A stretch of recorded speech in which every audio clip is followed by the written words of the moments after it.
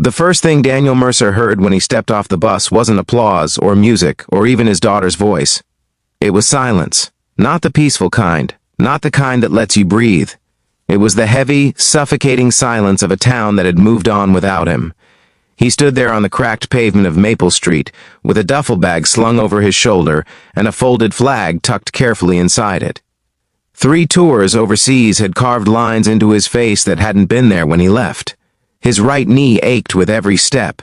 His left hand trembled when he wasn't paying attention, but none of that compared to the weight in his chest, because waiting for him at home wasn't a wife running into his arms. It was a 7-year-old girl who had learned how to live without him. If you believe in kindness, in second chances, and in the quiet power of community, take a moment right now to like this video, share it with someone who needs hope, comment where you're watching from, and subscribe to the channel. Stories like this remind us that even broken lives can be rebuilt. Daniel hadn't planned on coming back this way. He'd imagined fireworks in his daughter Lily's eyes. He'd imagined lifting her high into the air and hearing her laugh like she used to. But life had rewritten his plans long before he stepped off that bus. His wife, Emily, had died 2 years earlier in a car accident on a rain-slick highway. He'd received the news in a tent half a world away. He hadn't been there to hold her hand. He hadn't been there to comfort Lily.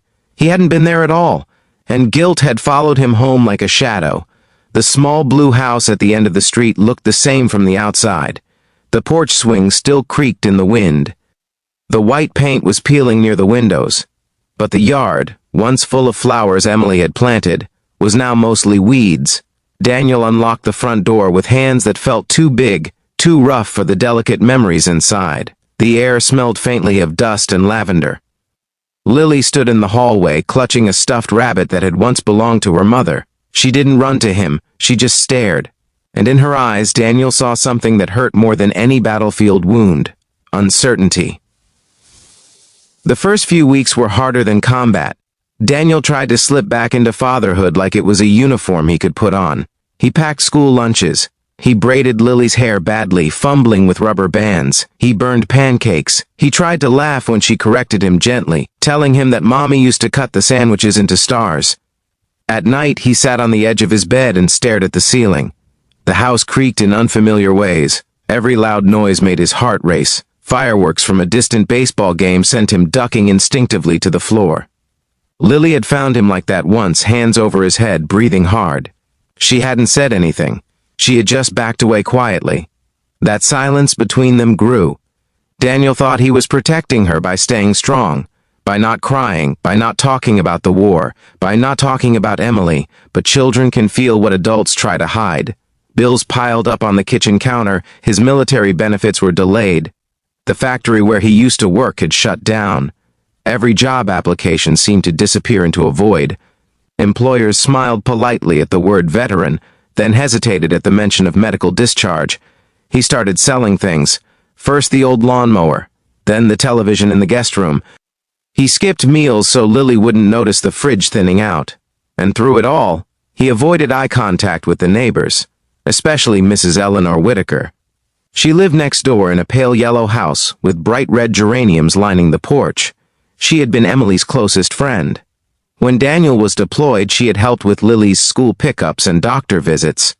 She had attended Emily's funeral holding Lily's hand. Daniel couldn't face her. One afternoon, as he struggled to fix the broken fence in the backyard, his injured knee buckled and he fell hard onto the dirt. Pain shot through him, sharp and humiliating. He lay there longer than he needed to, staring up at the sky, wondering how a man who had survived war could be defeated by a wooden post. That was when he heard her voice from the other side of the fence. She didn't ask if he was okay. She didn't offer sympathy. She said one sentence that cut straight through his pride. "You don't have to fight this one alone, Daniel." He froze.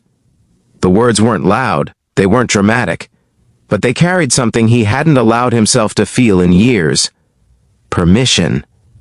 He pushed himself up slowly, brushing dirt from his hands. He avoided looking at her at first, but when he finally did, he saw no judgment in her eyes, no pity, just steady, unwavering concern. That evening she showed up at his door with a casserole dish and a quiet determination. Lily answered first, and for the first time since Daniel had returned, he heard his daughter laugh freely as Mrs. Whitaker knelt down to hug her. Dinner that night wasn't about charity, it was about conversation. Mrs. Whitaker talked about Emily's garden, about how Lily had once insisted on planting sunflowers because they smiled at the sun. She reminded Daniel of the man he had been before the war, before the grief. She told him stories of how Lily would sit by the window every evening, watching the street, waiting for a bus that never came on time. Daniel listened, and something inside him began to crack open. The next morning, Mrs. Whitaker knocked again.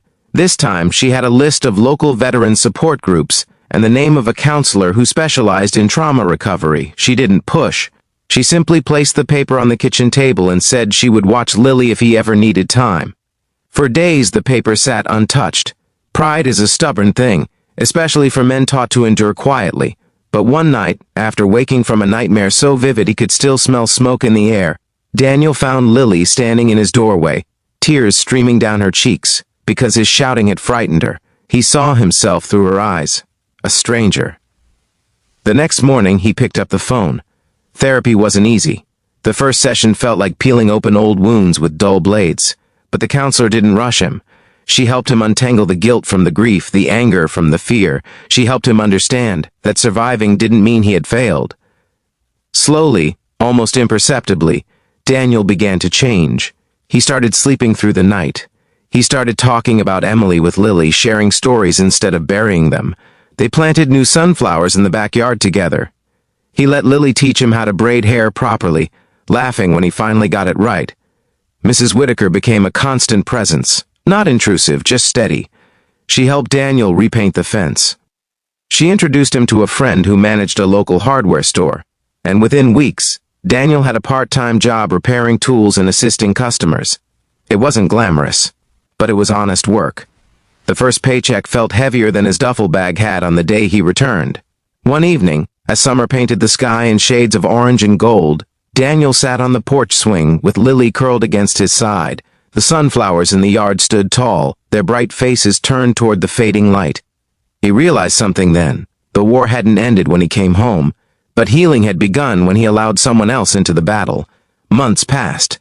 The house filled again with small sounds. Lily humming while drawing, the scrape of Daniel's boots on the porch, Mrs. Whitaker's soft laughter drifting over the fence. The weeds were gone, replaced by fresh blooms. Daniel still had difficult days. Loud noises still startled him. Grief still visited unexpectedly, but he no longer faced those moments alone. On the anniversary of Emily's passing, Daniel and Lily visited her grave together. Mrs. Whitaker joined them quietly, standing a respectful distance away. Daniel knelt, placing a small bouquet of sunflowers against the headstone. He didn't apologize this time. He didn't drown in guilt. He simply promised to keep trying. As they walked back toward the car, Lily slipped her hand into his and squeezed it tightly. She looked up at him with eyes that no longer held uncertainty. They held trust. And in that silent exchange, Daniel understood the full weight of the sentence that had changed everything. You don't have to fight this one alone. If this story has touched your heart, if it reminded you of someone who carried silent battles, please take a moment to like this video, share it with someone who needs encouragement, and subscribe to the channel so we can continue spreading stories of hope. And before we end, I have one special request for you. Comment the word together below if you believe no one should have to fight their hardest battles alone. Because sometimes strength isn't about how much pain you can endure in silence. Sometimes it's about having the courage to let someone stand beside you. Daniel learned that the bravest thing he ever did wasn't stepping onto a battlefield. It was opening his front door and allowing kindness to walk in. And in doing so, he didn't just come home from war.